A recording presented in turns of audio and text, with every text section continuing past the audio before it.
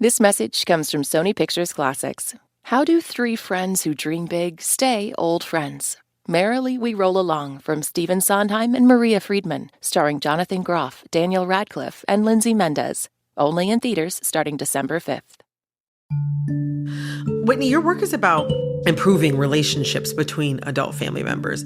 And because of that, you work with both estranged adult children and parents. And you've done some surveys with each. What themes are you seeing pop up in how and why estrangements are happening on a personal level?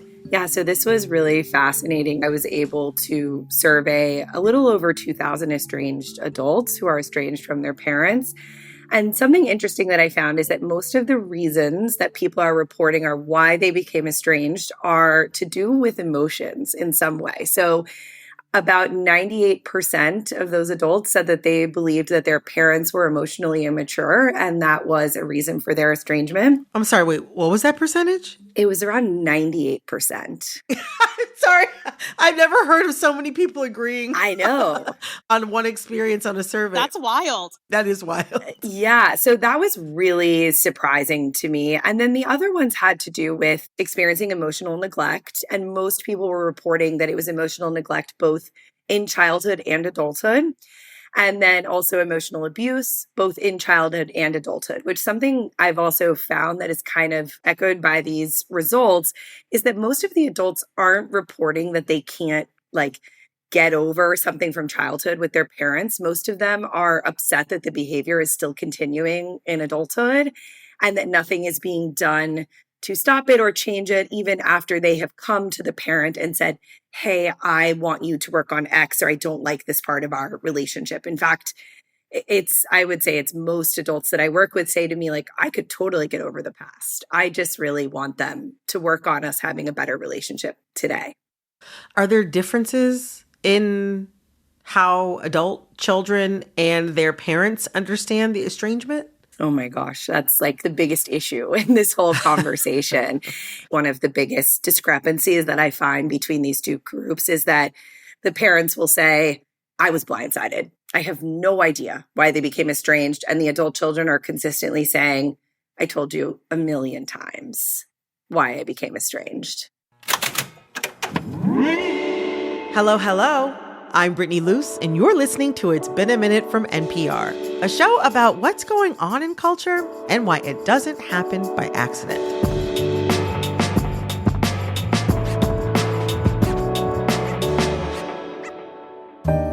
We are deep in holiday season, the time of year when many of us go back home to see our families. But this year, a lot of people aren't going home, and maybe haven't been for some time. I've been happily estranged from my mother since March of 2010. I've recently become estranged with my parents because I am in a relationship with a woman. I am estranged from both of my parents and 6 of my 7 siblings. Those were TikTok users Sarah Williman Rainey, Liv Elizabeth Gifford, and Ilby Crown. One study showed that 27% of Americans are estranged from at least one family member. And a common theme among those stories? Estrangement happening between adult children and their parents. I just feel like when I talk to them, it causes more harm than good. You see people that get along with their parents so well or have like really good parents. Like nobody's perfect, but like it sucks that you like feel like you don't have that. And you're so sad even though you know that nothing was being added to you by the relationship. And you know that they're never going to accept you for who you are. Which left me wondering, is estrangement happening more, or is there just more attention on it? And are there bigger cultural changes that are bringing estrangement to the front of our minds? Let's get into it. I am pleased to be joined by Whitney Goodman, a licensed marriage and family therapist and host of the Calling Home podcast. Hello. And culture journalist Koe Mwai. Thanks so much for having us. What's different about the estrangement that's happening now in our current moment as opposed to simply losing closeness with family?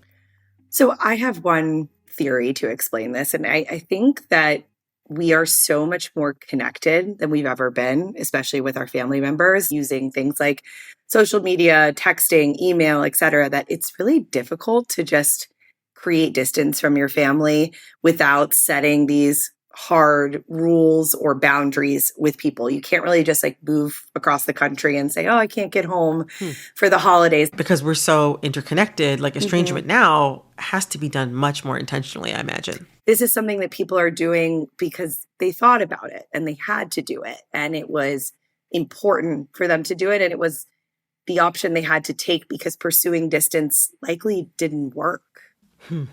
Yeah, I wasn't able to find data about estrangement rates in the past, but is it happening more or are people just more open about it now?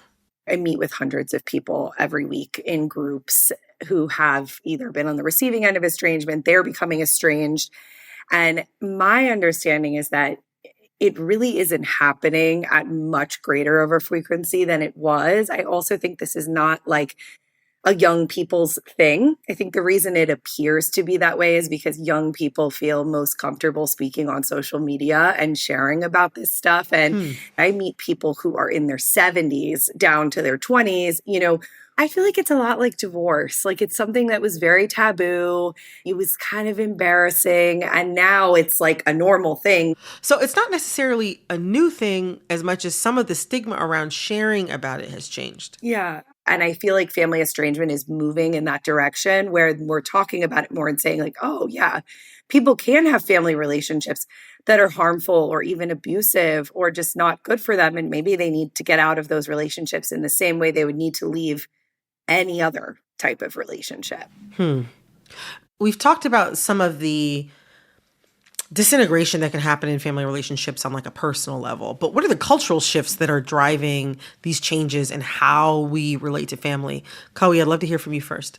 Yeah, well, I definitely think that the pandemic changed everything. And so I think that people are thinking about themselves differently. I think it's completely transformed interpersonal relationships. And even though we're a few years out from the pandemic, I find that we're in something of a puberty, of an adolescence when it comes to interpersonal relationships now. And I think that we're sort of trying to figure out, okay, how do we find those healthy boundaries? How do we take what we learned in the pandemic about ourselves and what we care about and what we want to surround ourselves with and even what community building looks like? And how do we translate that now to a world in which we're not as isolated?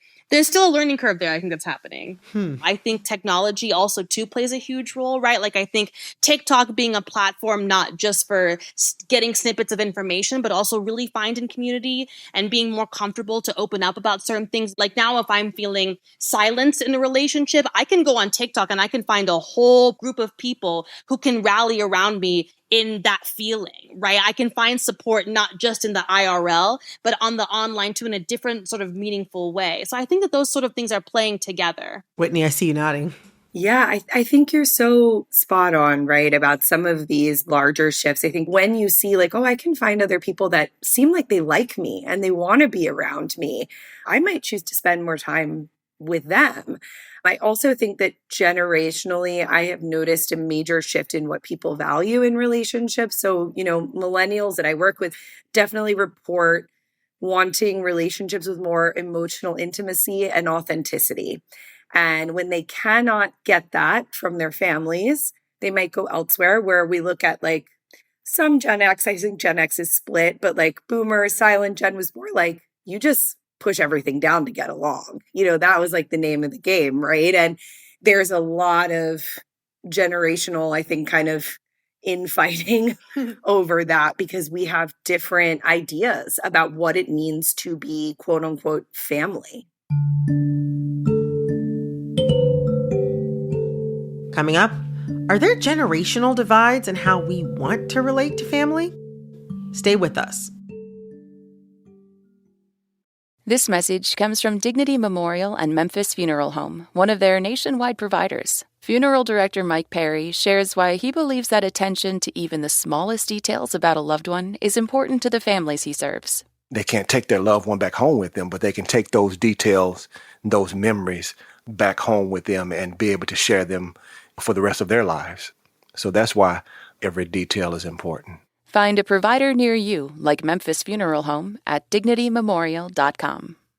This message comes from Sattva, official mattress and restorative sleep provider for Team USA. The Olympic Games have come a long way since the first one in 776 BC. In fact, those Olympic Games weren't even games. It was the Olympic Game, a straight 630-foot sprint. But one thing that hasn't changed is the importance of restorative sleep to an elite athlete's performance. You can benefit from quality sleep too. Visit sattva.com/NPR and save up to $625.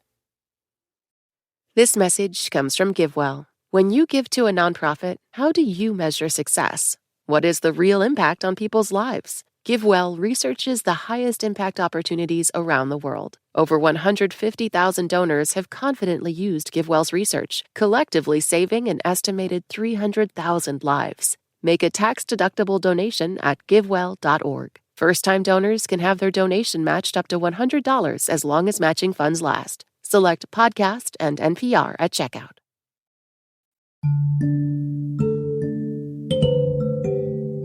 Chloe, you've done some reporting on estrangement, but you've also experienced estrangement. What do adult children get out of estrangement that is worth the pain of losing touch with family? I think a lot of it is freedom and space. The folks that I spoke to, and even in my own experience, for a lot of people, it seemed like it came down to identity, right? Like, my parent isn't seeing this core part of who I am, or they're not hearing about this core experience that I had that made me who I am today. So for a lot of people, myself included, it's an opening up, it's a freeing of space. But I think it is just like that room to be who you are, to feel how you feel, to live the life that you want to live. I know with my dad this year, as we've kind of gone back and forth and ping-ponged in and out of estrangement, I decided to make the decision to be estranged because I was like, I need to have the room to be me again. This is taking up so much space. So I really think the biggest thing is freedom. I've been thinking a lot about just how much the standards have been raised for all relationships, even in my lifetime. And I'm a millennial. I feel like I was taught when I was younger that I should look for a romantic partner who respects me. But I don't feel like we're taught more generally to expect respect from family members. Like, the phrase is respect your elders, not respect your children. Maybe a lot of less than nice behavior gets by in a lot of families with, I don't have to be nice to you. We're family, that kind of attitude. I think that cuts across culturally a lot of different groups of people. Oh, yeah. You're grateful. You accept what it is because everybody's family has hardships and it's always hard, but we always love each other. I think builds a pressure that a lot of people either live with or they crumble under. Also, a number of Americans seeking mental health treatment is almost twice as high as it was 2 decades ago. And I think with that, there's been a lowering of the bar for what constitutes trauma. Like, it used to be big T trauma, like car accident, surviving a fire, being a war veteran, surviving some type of physical attack or assault. But now there's little T trauma, a lot of, emotional abandonment or emotional neglect that, these are things that can feel extremely devastating and leave emotional scars. And I can't back this up necessarily, but it does seem to me that shift is generational. Mm-hmm. Yeah, I agree with you. I think when you talk about the rise of therapy culture, that I have, of course, actively participated in perpetuating online, of teaching people a lot of these words that, boundaries and emotional intelligence and all this stuff that, of course, people are now learning that and saying, wow, I don't know if I want to be in relationships where I'm treated poorly. And this widening of the definition of trauma, that's something that's very, very difficult for parents, right? And I'm a parent. I want to empathize with any parents listening to this who are thinking like, oh my gosh, my child is coming to me and saying, I hurt them in XYZ way, and I didn't know that I was doing something wrong, or this is something we didn't learn about till later. And that's where I feel like as parents, we have to have some humility around that stuff and say, we used to think it was okay to like smoke cigarettes around our kids or smoke cigarettes ourselves. And now we know that's dangerous. That's not a good thing to do. If you exposed your child to that, you would reasonably be expected to be like, wow, we shouldn't have been doing that. I wish I knew.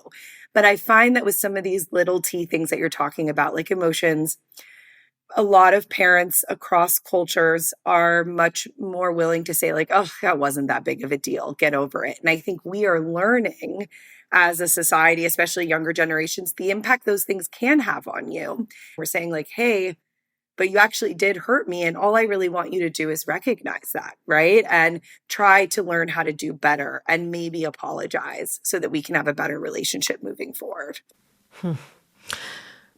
Chloe, from my own perspective, I thought of estrangement as like a white people thing. Like, I remember seeing the movie Soul Food from the 90s. There's Terry, she's the oldest sister of the family of three sisters, trying to hold on to Big Mama's house. I mean, the family spent up all her money. Her cousin slept with her husband. Her sister stole and then later married her boyfriend. But she was still the reliable big sister who everybody was supposed to depend on. I think that there's been a reappraisal of that film recently that caused people to actually urge Terry to run from her family and never look back. But I think that that idea of family above everything is very culturally strong. Like, I think I felt growing up, that's just how all Black families are supposed to be. And, as you've shared about your own estrangement, that's something that I've seen more and more people speak up about and share about. So, as we've discussed, estrangement does happen within Black families. But I wonder, though, if there is a different culture around estrangement for families of color or immigrant families in general. Oh, yeah. I think the biggest nuance is that extra added layer of pressure and of obligation. The family structure is not just indoctrination, it's also a form of survival, right? Like, when you come from these communities of people that have been historically oppressed, right? Like, that mentality of like, it's us against the world and we have to protect each other is so, so deep. And even in my own experience with estrangement, as a Black woman, what does it mean to have to carry this idea that the world sees you as a pillar of your family, of your community, but you've made the choice not to be that pillar and to take a step back? What a difficult thing to wrestle with. There are some people who are going to be hearing this conversation or who are looking at our changing cultural discussions around family estrangement and saying that, it's just a part of like rampant individualism. I think we've all read or heard stories from parents who are deeply hurt by estrangement. Are there cases where estrangement does more harm than good? I think that certainly there are going to be outliers in every conversation where there are people who are using estrangement in maybe like a manipulative fashion, or they haven't thought it through, or they're doing it because they don't have the skills to negotiate what's going on in the relationship. But I think that when you give up a relationship with your family, you are giving up so much. You're giving up ties to your culture, to your community, potentially losing relationships with other family members, losing out on inheritance, history, all this stuff that I think the cost is so large that it's very hard for me to believe that there's this massive group of people that I haven't met yet that are doing this like in a malicious kind of way, or who are doing it to punish or not truly out of like survival. And I want to point out just a different way of looking at the point that you just made about, is this because we become more individualistic and are people just moving away from relationships? That I think we have to flip the script a little bit here and say, it's the dynamics of the family that are making this happen. If we learn to speak more kindly to one another, to set boundaries, to tolerate our differences, have better communication skills, not have our families be places of abuse and conflict and chaos, then people won't have to estrange themselves as much. And so I don't like to put the onus of responsibility or blame necessarily always on the people who are doing the estrangement, and instead to try to look back at how is the family system operating that we are feeling like this is our best option? Because that must be really painful for those people to look at their family and say, this is the only choice I've got. Family is so personal, but it's also an institution. What does all of this say about how people are engaging with family on both of those levels, the personal level and the big societal level, or the level of thinking about family as the major institution that it is? Wow, yes, actually, family is an institution, right? And I think that transition of, we're starting to think of family as an institution, that is something that needs to be critiqued. I think that's the tension between that changing reality and what we've always known family to be as this core, as this stable, as this personal, very personal thing. We are also recognizing how other families operate. With social media and the internet, we have other lenses into how different families work and what they're like and what they do. And that was normally something that we didn't get exposed to until much later in life. You know, I know for me, when I went away to college, I was like, oh, wow, everyone is different. Their families work differently. If you grow up in a small place in a bubble, it's easy to feel like everyone is like you. And there are a lot of adults that say, you know, I didn't realize that not everyone's parents did X to them. And then I realized, like, wow, that's wrong. I shouldn't have been treated that way. And I think a lot of young people are having these awakenings much earlier because they just have so much more exposure to the way other people live.